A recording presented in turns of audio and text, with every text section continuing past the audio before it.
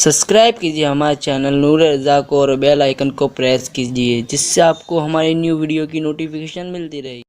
आप कहते हैं कि साबिर पाक ने 12 साल तक के गुलर की शाख पकड़ के खड़े रहे और नमाज कब पढ़ी? 12 साल तक नमाज छोड़ दी। इतना बड़ा इल्जाम साबिर पाक पे। मैंने कहा मेरे अजीज, मैंने तो ये गढ़ा नहीं है ना, मैंने तो पढ़ा है। मैंने गढ़ा तो नहीं है ना, मैंने पढ़ा है इसको, और मेरी जिम्मेदारी है जो पढ़ूं वो कह दूं, छुपा तो सकता नहीं। इसलिए कि आपसे फिर कभी कभी मुसलसल मुलाकातें होती रहते, रहना भी आपके दरमियान है ना, इसलिए कि बोलकर चले तो नहीं जाना है ना, जो दिल में आए उठ पटांग बोलकर जा तो नहीं सकता, रहना तो यही है। मेरा मोहल्ला पता है, मेरा घर पता है, सब तो आपको पता है ना, आप पकड़ते हैं ना। और फिर व्हाट्सएप तो फिर छोड़ता नहीं है ना, व्हाट्सएप का दौर है, जब आप सब जगह से छूट जाते हैं तो आप कहते हैं, आप मैसेज करते हैं 12 साल तक की नमाज नहीं पढ़ी, अभी वली कैसे हो गए? कि अल्लाह के बंदे, जब बंदा नमाज पढ़ता है, मेरे आका फरमाते हैं अंताबुदल्लाह का अन्नका तरा फइल्लम तकुन तरा फइन्नहु यराक। इबादत इस तरह की जाती है, ऐसे इबादत कर गोया तू खुदा को देख रहा है, और ये कैफियत ना हो तो खुदा तुझे देख रहा है, खुदा तो तुझे देख ही रहा है। और इबादत किस पर है?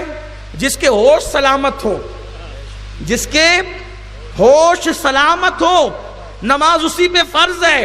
जो होश में ना हो उस पे नमाज ही फर्ज नहीं है। ये जो पागल आपके मोहल्ले में घूमते हैं ना, इन पे कोई नमाज नहीं है। ये मरेंगे, अगर ईमान वाले हैं तो ये जन्नत में जाएंगे, जिन्हें आप पागल कहते हैं। मैं तो कहता हूं अच्छा होता अगर पागल ही होते। ये हंसने की बात नहीं है।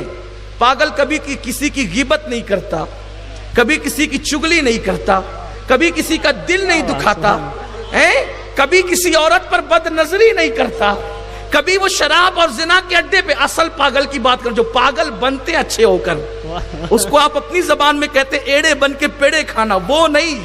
जो वाकई पागल है, जो वाकई पागल है, वो शराब के अड्डों पे नहीं जाते। जब वो कभी मुझे मिल जाते तो मैं कहता हूं जरा दुआ कर दो।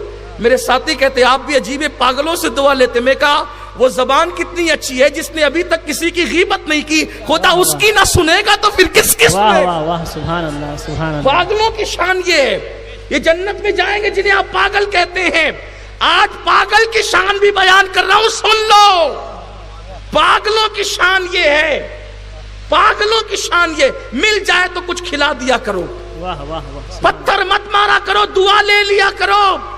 इसलिए कि जो पागल है वो किसी की गीबत नहीं कर रहा, सच्चा पागल है, न गीबत करता है, न गीबत, तो अपनी धुन में रहता है। सोचो तो सही, जो अपनी धुन में पागल बन जाए, जब उसकी दुआ रद्द नहीं होती, तो जो उसके लिए पागल बने उसकी दुआ रद्द कैसे हो सकती? सुभान अल्लाह, वाह वाह, सुभान अल्लाह। तो नमाज उस पर फर्ज है प्यारे मेरे अजीज, उस पर नमाज फर्ज है।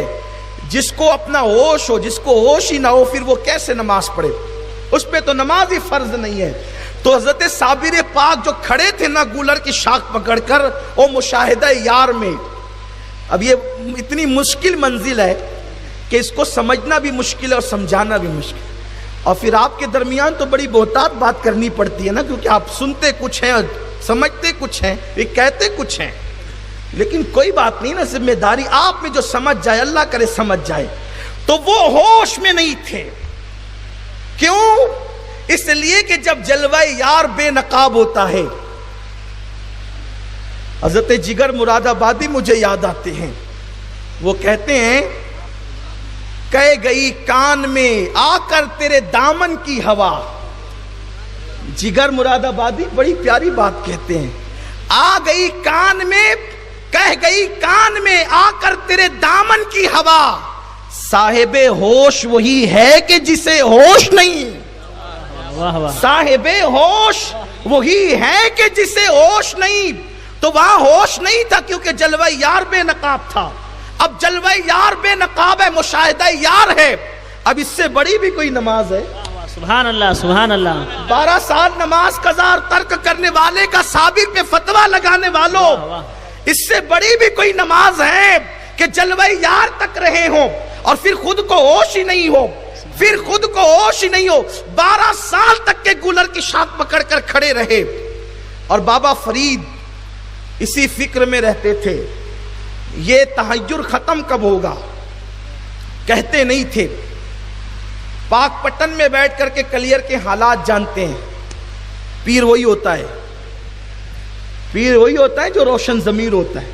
پاک پٹن میں بیٹھ کر کلیئر کے حالات جانتے ہیں۔ ایک دن ایسا ہوا، ایک خوبصورت جوان جو ٹرکی تھا، ترکی النسل تھا، نسل کے اعتبار سے، علاقے کے اعتبار سے تو ٹرکی تھا، ترکی تھا، لیکن اس کا نسب حضور علیہ السلام سے ملتا تھا، یعنی وہ صحیح النسب سید بھی تھے۔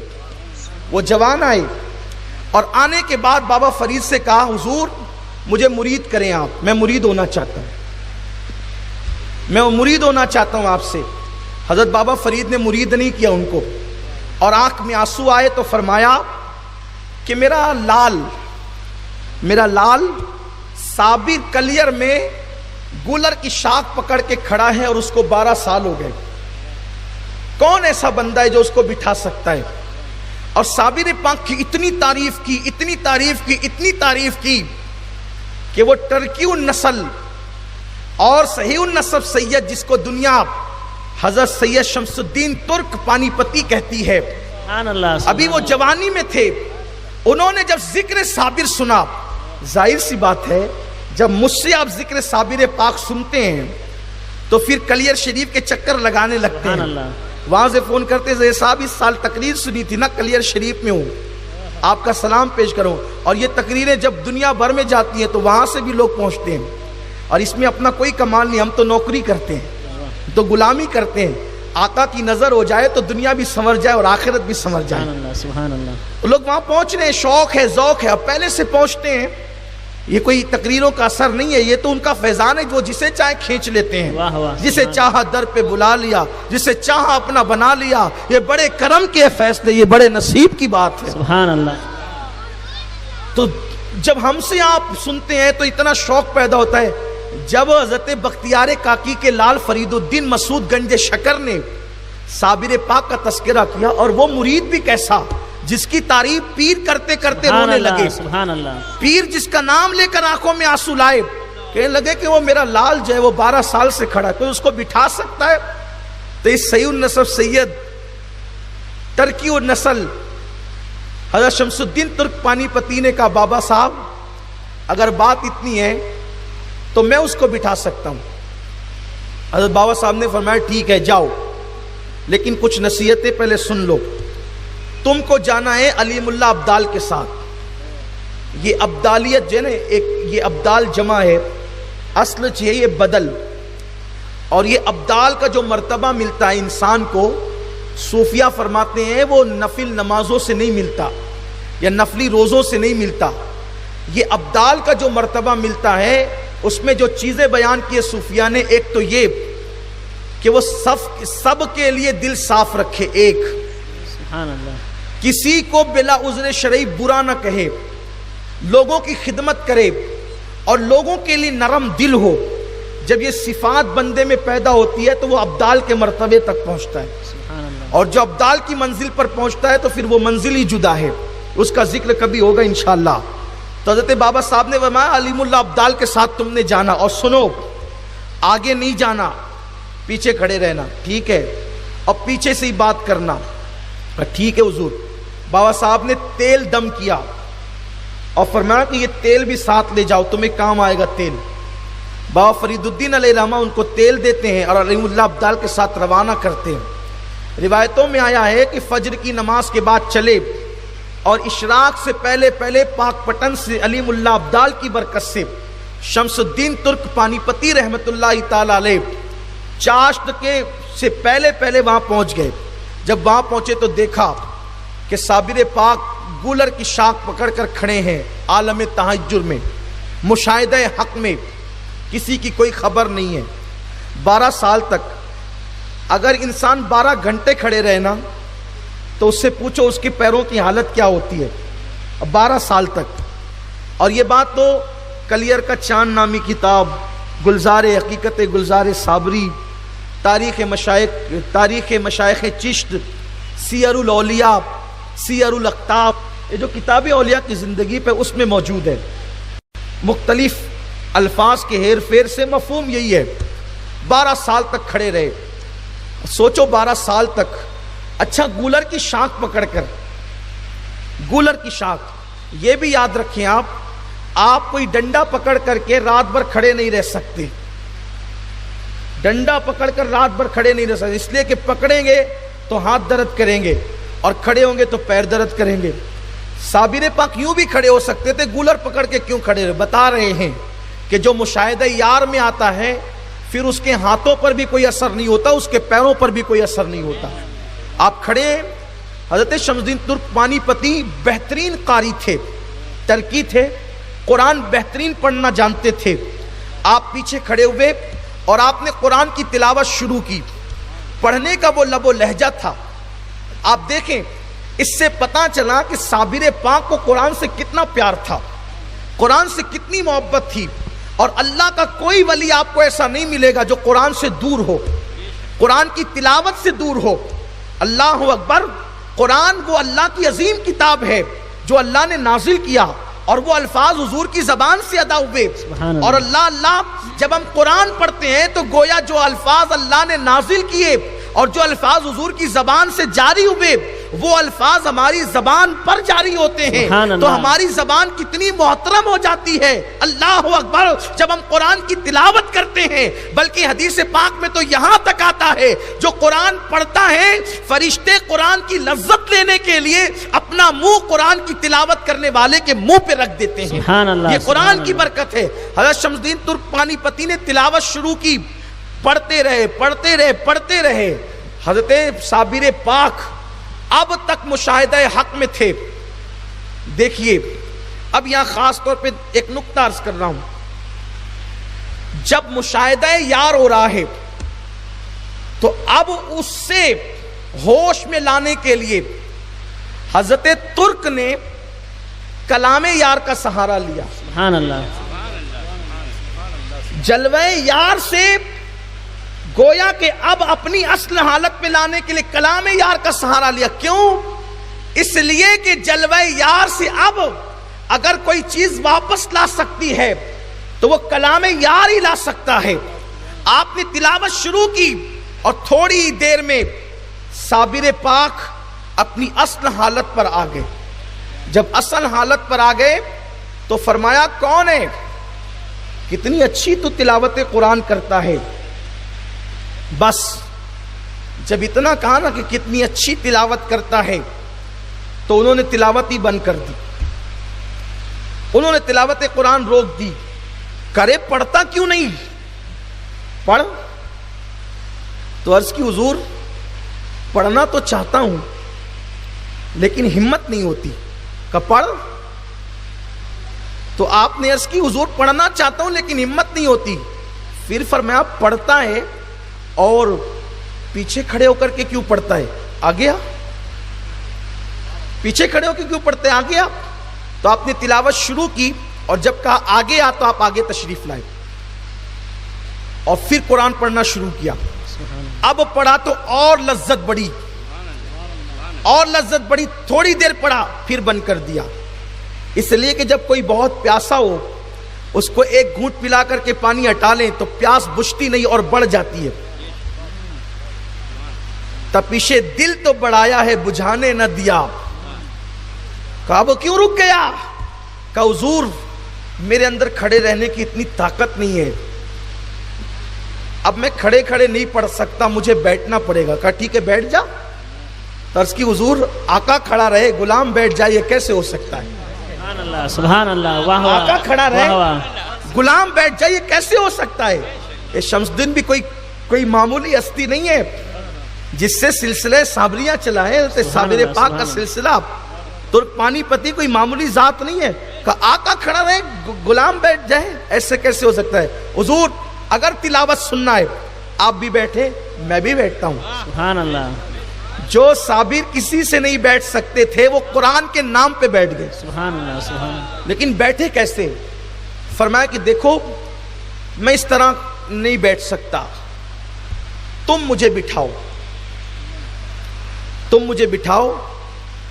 تو صوفیاء کرام نے جو بالخصوص سلسلے صابریہ کے صوفیاء ہیں انہوں نے یہ بات بیان کی ہے کہ حضرت شمس الدین ترک پانی پتی تشریف لائے پیچھے کی طرف اور حضرت صابر پاک کی پیٹھ سے اپنا سینہ لگایا اور آپ کے ہاتھوں کو پکڑا، اور چونکہ آپ جو کھڑے تھے آپ کی پیٹھ گولر کے درخت کے تنے کی طرف تھی، تو اب حضرت صابر پاک کو انہوں نے بٹھانے کے لیے اپنا سینہ صابر پاک سے لگایا، ہاتھ پکڑے اور اس کے بعد یوں دھیرے دھیرے کرتے ہوئے اس طرح بٹھایا کہ حضرت صابر پاک کی پیٹھ گولر کے درخت سے لگ گئی اور آپ بیٹھ گئے۔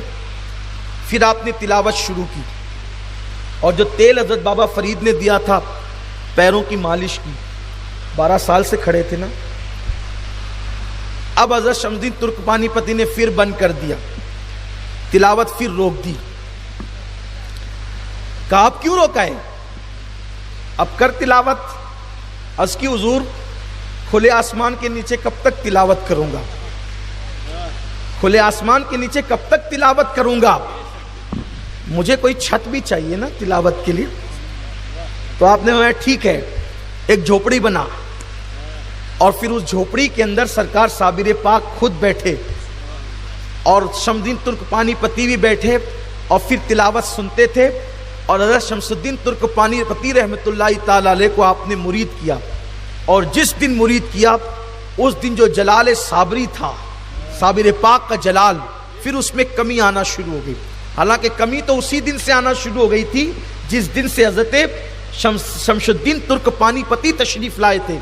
اب زندگی معمول پر آ گئی، لیکن صابر پاک کا حکم تھا، دیکھو دن کو میرے سے ملنے آنا، مجھ سے ملنے دن کو آنا، رات کو نہیں آنا، اور تم الگ رہنا رات کو اور میں الگ رہوں گا، اس لیے کہ دن کو تو شمس الدین کا ساتھ ہوتا تھا، لیکن رات کو پھر وہی لی مع اللہ وقتن کا صدقہ ملتا تھا۔ یہ سیدنا صابر کلیر رضی اللہ تعالیٰ عنہ کی ذات ہے۔ صابر پاک رضی اللہ تبارک و تعالیٰ عنہ کو انہوں نے بٹھایا قرآن کے نام پہ، جھوپڑی بنی قرآن کے نام پہ۔ اب حضرت شمس الدین ترک پانی پتی رحمۃ اللہ تعالیٰ علیہ، اللہ اکبر، اب رہنے لگے صابر پاک کے ساتھ۔ یہاں پر اب بات مکمل ہو رہی ہے، اختتام کو جا رہی ہے۔ بابا صاحب نے ادھر کہا میرا صابر بیٹھ گیا، بابا فرید نے کہا میرا صابر بیٹھ گیا، زندگی معمول پر آ گئی، عبادتیں ہونے لگی، واعظ و نصیحت کا سلسلہ جاری ہو گیا۔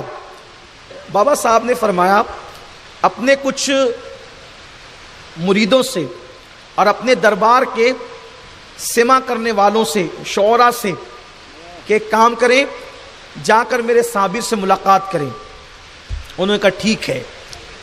وہ لوگ حضرت صابر کلیر سے، اب صابر پاک کا مقام پیر کی بارگاہ میں دیکھو کیا ہے، حضرت صابر کو میں اور آپ کیا سمجھ سکتے ہیں، اپنی اوقات کیا ہے۔ بابا فرید جس کو غریب نواز نے شہباز کہا ہے، فرمایا قطب الدین تو نے اس شہباز کا شکار کیا ہے کہ اس کے نام کی برکت سے قیامت تک تیرا نام زندہ رہے گا۔ حضرت بابا فرید وہ ہیں، اور یہ فرید ان کا نام نہیں ہے، ان کا نام مسعود ہے۔ فرید اس لیے کہا گیا، فرید بنائے، فرید یہ بنائے فرد سے، فردانیت سے، فریدیت سے۔ مطلب کیا؟ مطلب کیا؟ آپ کہتے ہیں نا ایک فرد ہے، وہ تو اپنی جگہ پہ فرد ہے، یعنی اپنے زمانے میں یکتا، فرید، اس جیسا کوئی نہیں اس کے زمانے میں۔ یہ فرید کا لقب دیا گیا، اس جیسا کوئی نہیں۔ یہ میں مفہوم عرض کر رہا ہوں، میں لغت کو مکمل طور پہ آپ کے دماغ میں اتار نہیں سکتا، میں نے مفہوم پیش کیا ہے۔ اللہ اکبر، اصل نام مسعود، اور فرید اس لیے کہ اس دور میں ان جیسا ولی روئے زمین نے نہیں دیکھا، چشم فلک نے نہیں دیکھا، وہ فرید الحق والدین۔ اللہ اکبر۔ بابا فرید کہتے ہیں میرے صابر سے ملنے جاؤ۔ حضرت صابر کلیر سے ملنے کے لیے گئے۔ جب ملنے کے لیے گئے تو چونکہ وہ لوگ تھے بیچارے، صابر پاک اسی جھوپڑی میں جو شمس الدین ترک پانی پتی نے گھاس پھوس کی بنائی تھی بیٹھے ہوئے تھے، عبادت میں مصروف تھے۔ انہوں نے جا کے سلام کیا۔ آپ نے فرمایا کہاں سے آئے ہو؟